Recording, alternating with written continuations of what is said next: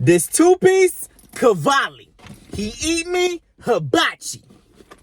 Now, let me just say this. Everybody quickly, I made the elected decision to do a video on my way back from getting my hair done. Now, my hair is stiff, okay? Stiff here. I'll give you the coordinates for where the stiff is, because it's right here. Right now it's stiff because you know the first day when you get your locks retwisted, sometimes it's a little stiff. But so today I'm not even gonna give you a peek of what's underneath. You don't want to see that. But my face needs to be shaved. My hair needs to be cut. I have too much energy for not having eaten at all today. I actually had to take my shirt off and zip this two-piece up. It is a two-piece for real. I had to zip it up because you know when you're in the dryer, I'm doing too much before I'm eating. When you're in the dryer and at the hair salon or whatever, and you got the little cape on or whatever, and it's hot, and it's hot, but you don't want to have to take the cape. And so I was just sweating there. I was sweating, and then I got in the car and it's cold, and I was like, I do not want to have a wet back while I'm driving home. So I took my shirt off. What about it? Anyway, so today we're going to be having a discussion. I'm going to talk for a little second, but I will have you know that you know what, I'm gonna put the time. Whatever time I'm gonna actually talk about the topic will come up right here. Okay, so I don't want to hear any comments. I don't want to hear any people doing a lot saying, oh, he doesn't get to blah, blah, blah, blah, blah. He never does. I don't want to hear it. Okay, you know what the time to skip to if you need to do all of that. Other people like to see the eating process. So I'm at Tzatziki's. I don't know if you guys know what that is. It's a Mediterranean cafe, and every time I've been here, it's been nasty. But you know what? I don't want McDonald's. I don't want it. I don't want Chick-fil-A. I don't want it. I need something else. So we're gonna try it again. We're gonna give another chance. This is a different meal this time. I think the last time I got the chicken shawarma, and the chicken actually it actually was like 1 minute from being ashes. That's how much they cooked it. And I said, okay, well, oh, I hate that noise. I got some chicken roll-ups. I don't know what that means, but it's some chicken. Maybe I shouldn't have trusted the chicken, but I didn't want to get the lamb. I don't know. When I was younger, I used to eat lamb up. I used to tear it up. But then when I got older, I don't know why I started doing a lot. I don't know. Maybe I should eat lamb again. Whatever. I just don't like it. Okay, so absolutely not. So what I wanted to talk to you about. What happens is that when you go on and you try to order something, everything is so expensive. Like, what are you talking? They charge me 61 cents for this side of tzatziki sauce. They charge me 61 cents for the cheddar cheese I added, 61 cents for the cucumbers I added, 61 cents for the mayo I added. I don't got time for it. Mayo? 61 cents for mayo? I'm pissed. They look pretty good though. Let's see. That's exactly how they looked in the picture, actually. Apparently, you're supposed to do a little dip and a dunk in the salsa or the tzatziki sauce. And then, is that what this is called? That is what it's called, right? And then I got some lemon cookies. And they wanted to charge me like $4 for a lemonade. No. This was $22, by the way. And I got a little tomato cucumber salad. Which looks like it's going to be delicious. So let me get everything ready. The time is up on the screen then I talk about the stuff, so I don't even want to hear it anymore. What else is in this bag? What else is in that bag? What is this? What is this, honey? They gave me two. They actually gave me two cucumber salads. So I am going to be eating both of them. Maybe I'll give one to my mom, because she loves a cucumber salad. I'll give one to her, but she's going to say, what is this? Where is it? No, she probably won't say that. I'm going to give it to her, and I'm going to say I bought it for her. And then I was thinking about her. Anyways, I'm just kidding. But let me try this salad, this cucumber salad. Real fresh and nice. We do have a juicy topic today. I thought about it on the way here. They cut the core out of these cucumbers. Okay.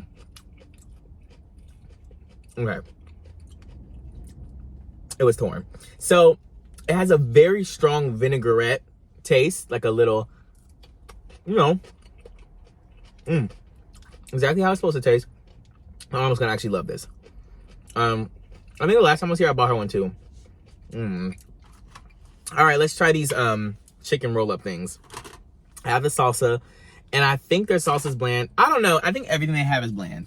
I'm not sure, except for the salsa apparently. I mean the salad, cucumber salad. I'm gonna cut a lot of the eating part out because I know you guys hate it. But there's chicken, tomato, cheddar, and I don't know if I added mayo or if I made that up.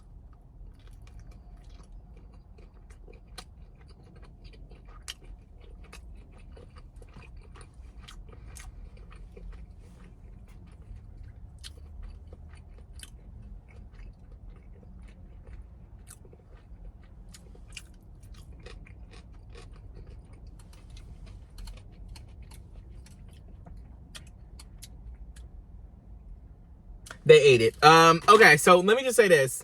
This was eaten. I do think it's good. What I will say is that I feel like it's good because of what I put on it instead of what they did. It was just tomato and chicken, I swear. And feta cheese is all that's in there normally, but I added the cheddar and it adds a little bit of you know, cheddar cheese. I don't know. I don't know. Now, the chicken's cooked a little bit less than it was last time, which is a plus.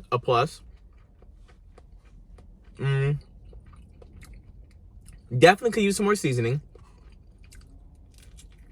But overall, pretty okay.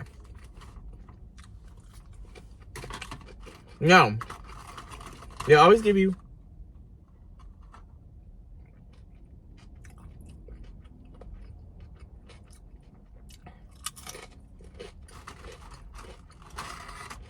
I paid for that I paid for that extra cucumber salad. I sure did. I know exactly what I did. In my meal, it came with a side, and I picked the cucumber salad. I was choosing between the cucumber salad and the basmati rice. And then, at first I clicked the basmati rice, and then I clicked the cucumber salad, and then when I went to go add a side of the basmati rice, I ended up picking the cucumber salad. So I got two of them. I don't know if that makes sense, but I paid for it. So now I guess I can't tell my mom, yeah, I paid for this. I'm proud of you. I paid for it. I'm going to tell her just that.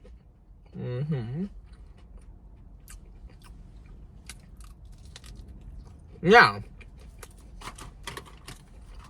the chicken is still dry, but you know what? It's much better than whatever it was before.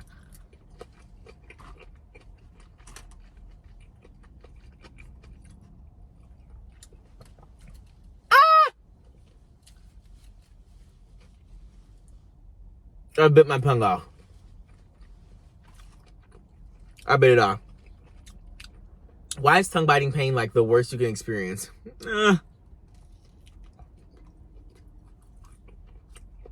Let me slow down. Let me slow down. Because I will not have another bitten piece of my tongue. At least it was the tip. You ever bite your cheek? I'm done eating. I'm done eating.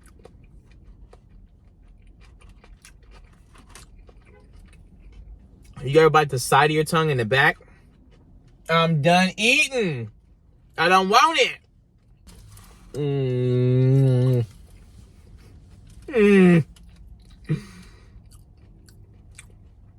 While you're watching this, am I in New York yet? I think I'm in New York. By the time you're seeing this. Oh, I know she don't want to go to work. I feel bad. She had her tzatziki shirt on, and the wind was just hitting her face. She said, I'm sorry. I haven't been here in a millennia, but I guess other people come here. Now, the place behind me, or is it in front of me? Oh, it is in front of me on the other side. They don't have a soul ever in the parking lot. I always feel bad. It's like, are they struggling? Do they not care? Obviously they care. What are they doing? Anything to get more people to come? Should I go and give them another chance? Like, What year did sauces start costing the amount that they cost now? Like sides of things. Because was I ever alive at a point where they used to be free? Like if you could get a side of something anywhere, like a side of sour cream or salsa, or this sauce or that sauce, like just a cup, like one of these cups of it.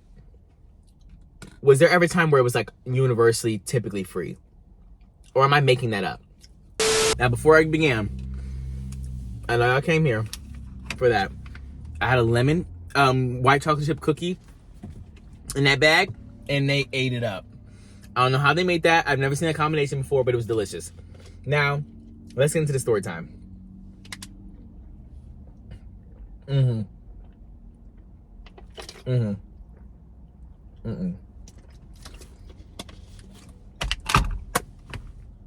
Okay, so when I was in college, I don't know, my whole life, we have a lot to talk about. I'm not gonna make this too long, but I have a few things that I want to touch. So when I was in college, I really never talked to guys on, and let me preface this, I know I'm all over the place all the time. I'll get to every single point, but I make these videos like this, talking about my like everything, whatever, because I know that people click on them. They like these videos. They like these story times. They want to know more about it. So if you're one of the people who don't want to see this or hear this or whatever, y'all can leave. Thank you very much. Anyways, so back in college, I was like, you know what? Let me get on Tinder. Now, for a long time, I wasn't on Tinder. This is what happened. I got on Tinder when I was in high school, I think, probably like junior or senior. And one thing you need to know, don't be parking behind me like that. Like you about to pull up on me. You see how my mom and dad had me petrified and to think that the whole world is out to get me? She was a nice lady. She was just checking her directions. Anyways, so one thing you need to know about Tinder is that they do not mess around. And I just think they do. I think they do too much. I think they do just a little tad too much. If you are on there and you're caught being under 18, you're blocked, deleted for real. Like you can, it's not no like I can make a new email, I can do this, no, it's attached to your number, and you will never, ever, ever, ever get back on Tinder with that number. You have to create an entire new number to get another account on Tinder. So I think when I was like 17 or something, I had that in my bio, like actually 17 or something like that, I think, in high school. I can't remember specifically, but they I guess they probably have some kind of AI scanner that found that, and it banned me. So then I had to wait until I got an iPhone. This is what happened. Now it's all coming back to me. I had to wait till I got an iPhone because I got another number on my iPhone than my other phone, right? And so I was like, oh, I can finally get Tinder again because I have a new number. So I got Tinder. This was probably my sophomore year. I think this was my sophomore year of high school. I got the Tinder, and then I, was doing my little swiping or whatnot or whatever, and I matched with this guy. Now, I was like, you know what? Maybe I had less inhibitions back then, but I was just like, I don't even know who initiated the date. Maybe it was him or me, or maybe, I don't know, but probably wasn't me. But he was like, oh, we should go like get ice cream. So I kind of talked about this in my brother's video, but there's a second piece of it. No. Actually, we did not get ice cream first. Let me say this. He was like, you should come over. I live next door. That's what happened. Okay. I found out he actually lived in the apartment complex that was like maybe like a 2-minute walk from we were next door neighbors. There was like my apartment complex, a light, like a street, and then his apartment complex was on the other corner. So I remember going to his house. I walked over there, It was huge. I didn't know how big it was until I got in there. Like once you passed the gates, like there was so many different buildings, and it was so confusing. My place was definitely confusing too, but it was way, way less confusing. So I was like, I don't know where I'm at. And it was definitely nighttime. He was like, you should just come over and we can like chill and like watch a movie or whatever. I didn't think it was going to be anything sexual, or at least that's not what I had planned, right? So I get there or whatever. He has this is all coming back to me. He has a gerbil or like a hamster or something like that. I can't remember the layout of his place at all, but I just remember going to his room immediately. and he had this little hamster gerbil kind of thing on the ground. And I was, looking at it or whatever. And he was like, he was like, do you want dinner? My roommate is cooking dinner. Sorry, why this is so crazy that I remember all these details. He's like, my roommate is cooking dinner, and it was spaghetti specifically. And I was like, I was like, I'm good. I don't think I want to eat. So he got a bowl of spaghetti, and he ate it on the ground while we were talking about his hamster. So everything was fine. He ate it and whatever. And then he was like, do you smoke? And I was like, not really. Like, I don't really like to do it. But I was also like, I don't know. I feel like it's weird to say no. I was peer pressure, guys. I dabbled in my own, up to that point, but I wasn't a smoker. I wasn't north, south, east, west smoke. That's not what this was. It was very much, I had done it a few times. I actually did more. I'm not gonna get into what I did, okay? But I knew what it was. I smoked a few times, and we're not talking about cigarettes, obviously. I smoked a few times in my life at that point, but I was like not really with smoking with people, right? Around and stuff like that. I got paranoid easily. So I was like, you know what? I don't really do it in front of people, right? So he's like, do you smoke? I was like, I'm not gonna like have him smoke and then me just be sober, and that'd be kind of weird and awkward and whatever. So I was like, I guess I'll smoke. He's like, oh, okay. He said, oh, okay, you smoke? I said, yeah. I do. This man turns around. This is after he ate his little spaghetti bowl. He turns around, and I think it was in his closet or something. He grabs out a body-sized bong. I don't even know if I can say that. A body-sized B-O-N-G. Y'all know what it is, okay? It was actually probably about like 4 feet high, 4 feet tall. I might be making up the fact that it's 4 feet tall, but it was it was the biggest one I've ever seen in my life. As big as that shovel back there. I don't know if y'all can see that. It was probably about like this, the length of the screen, big.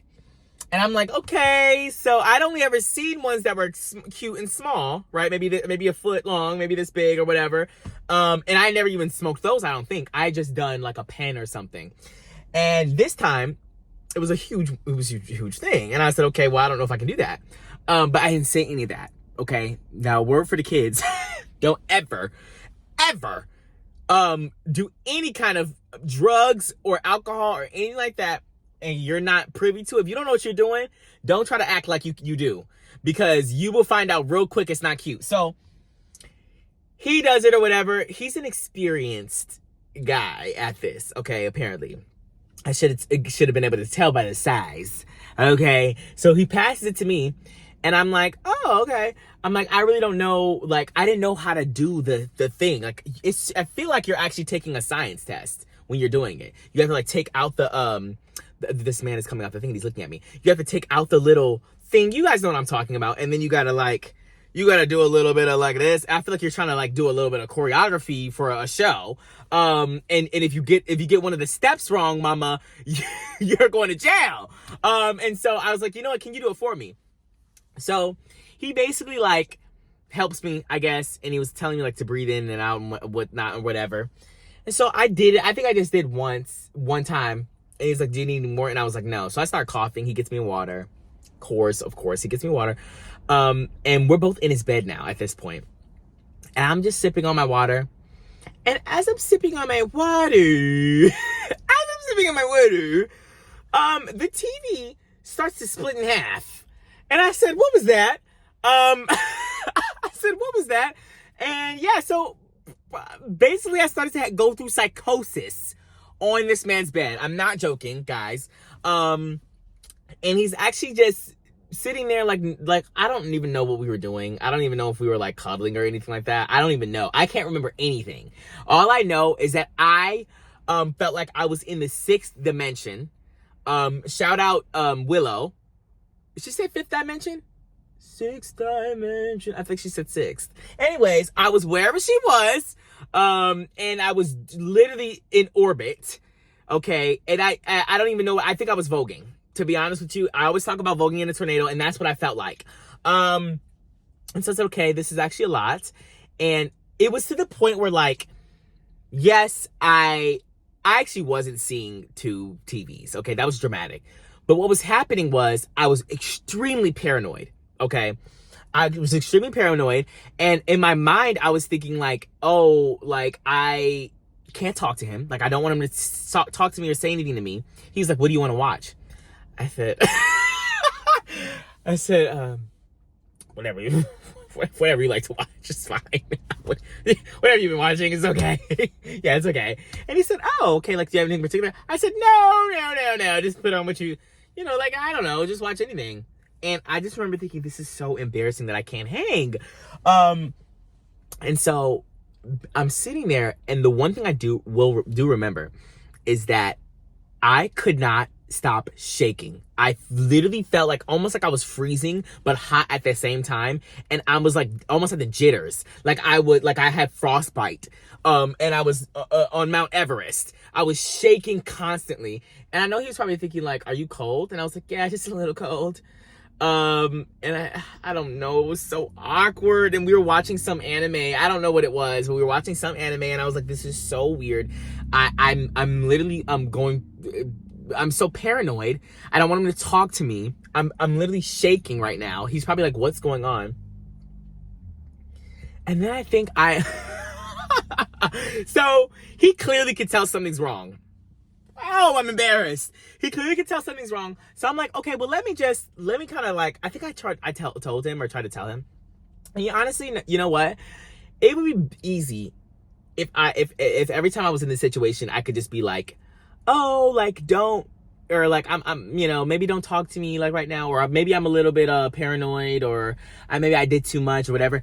I can never muster the courage to tell anybody that I'm voguing in the sixth dimension. I can never ever have any courage when that's happening to tell anybody. So I'm just sitting there like, oh my God. And I'm thinking like, he's going to say something like to me, and it's going to be, he's wondering why I'm shaking and this and that and this and that. So I think I finally tell him, I'm like, I don't know how I told him, but he found out that something was up. I think he asked me or something, and I was like, yeah, like, he was like, are you okay? And I was like, I think I did too much. I think I said, that's what I said. It was super easy. I said, I think I did too much.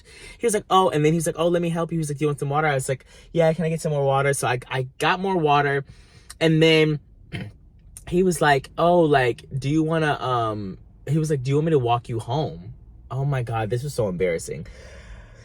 So he has to walk me home, and I live 2 minutes away, okay? Not driving, not 2 minute plane ride. This is a 2-minute walk away, and I can't do it alone. So he walks me out of his place. He's like, oh, like, and he like walks me basically all the way up until like you have to leave his apartment complex, which is pretty far. I told you there was a lot of buildings. So he walks me all the way up to the front gate or whatever, and I was like, like, I'm sorry, like, that this happened. See you soon, or see you later, or something like that. I don't know. Then I went to my room or whatever, and I finally came down. It was really crazy, though. And then I think he texted me or like messaged me on Tinder. He was like, oh, like, I'm sorry that happened. Like, maybe we can like do a redo, and we can like do something. We can go somewhere, and we don't have to do anything at my place or anything. And I was like, yeah, that'll be fine. So he's like, we should go get ice cream. So I was like, oh, okay, let's go get ice cream. So long story short, went to go get ice cream. And this is the first time we're both like completely sober, like talking to each other. And what ends up happening is that we both are bumping purses. Now, I talked about this a little bit in my brother's video. If you don't know what bumping purses is, it just means it's a little vernacular. It's a little bit of a little saying in the gay community, meaning like two bottoms. Wow. I'm not saying that I'm a bottom. Don't worry about my positions. I lost 8 subscribers just now. That's why I looked back to see where they went, but they were gone already. I lost 8 subscribers just now. Please, if you click on this video, you already know. You already know what's up. Anyway, so I'm not gonna say anything like any specifics. Okay, I'm not comfortable with that yet. Okay, maybe one day. But it really typically means two feminine guys, whatever you want to call it, right? Like, and it just means like you guys were like clashing because you're both feminine. This got me thinking when I was thinking about what I should talk about in this video. This got me thinking about how gay men are crazy. And let's clock it. And I need all the lesbian women to step front in the foreground. If you're lesbian and you watch me, let me know in the comments. Let me know the answers to my questions. And I don't know if this is gonna be too much, but I'm gonna quickly just say this. So I think that with gay men, there's such an emphasis on heteronormativity.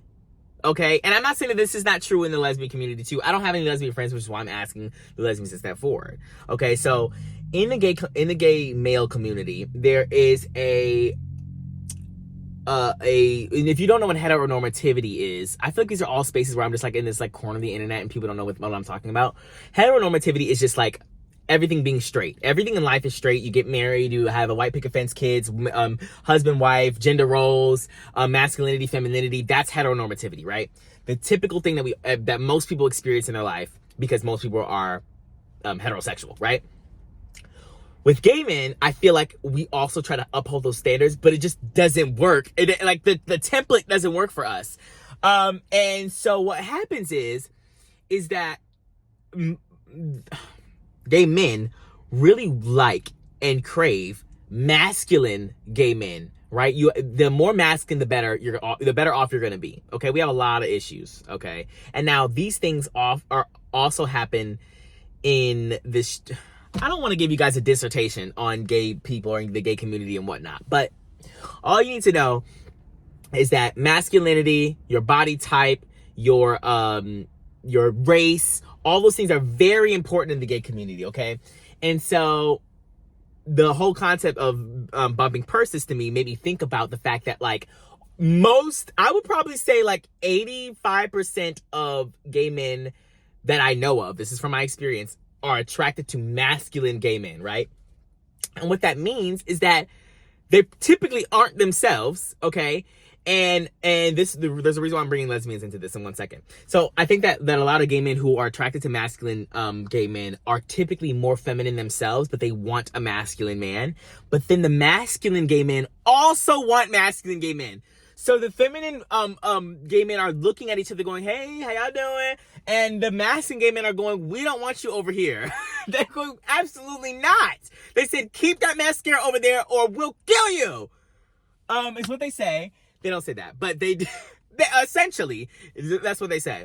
Now, I'm not saying that if you're a feminine gay guy, you're wearing makeup all the time. There's obviously a range, okay? I would consider myself feminine. And I don't know. And this is what I also hate too, is because like you're forced to, at least my experience, forced to like continually judge yourself and try to think like how other people perceive you in the gay community. We're about to get into the deep, okay? And so what that means is that for me, it's like I don't know how masculine or feminine I am, or where on that spectrum I lie, but it doesn't really matter in the grand scheme of things. But in the gay world, it's like, okay, well, I'm not going to be compatible with this person because I'm not as masculine as they want me to be, but I'm also not as feminine as this person wants me to be. So I don't know how to like navigate, but whatever. I digress. Anyways, so I feel like feminine gay men are like loving masculine gay men, and then the masculine gay men are incredibly crazy. Usually they were raised DL, and what I mean by raised DL is that they grew up maybe in an it's sad how it comes about, but maybe they were in an environment where they couldn't be open about who they are and their sexuality and things like that. So it caused them to be very masculine for their whole lives. And sometimes that hyper masculine environment that they grew up in that was homophobic makes them internally homophobic themselves. So they might be like on the side, and it's like basically being DL, like I said, on the side, they like may do stuff with guys or like guys or whatever, but they are like the type to like not want to be with a feminine guy in public. They don't like femininity in guys, etc., etc. And this all lies in misogyny, but we don't want to get to the dissertations. You guys don't want me to have a whole documentation, a video essay about this, okay? That's not what you guys signed up for.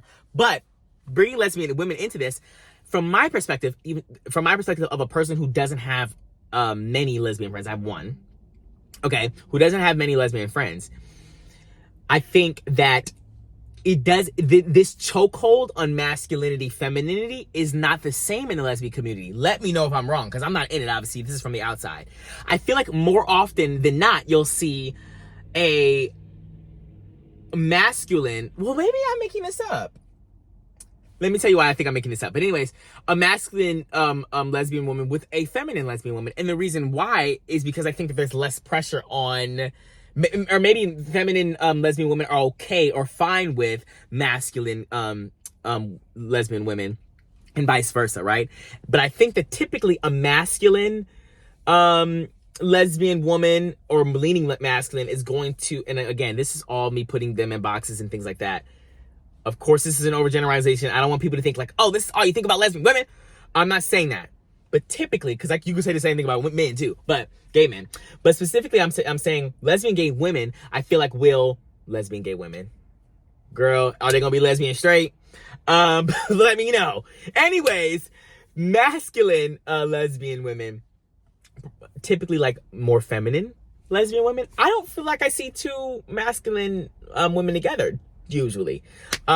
Maybe I'm making that up. And the thing is though, is that I feel like in the sense of like, I was like thinking on the opposite side, if you were like both feminine and I saw them in public, I probably wouldn't be able to clock that they're, girlfriends.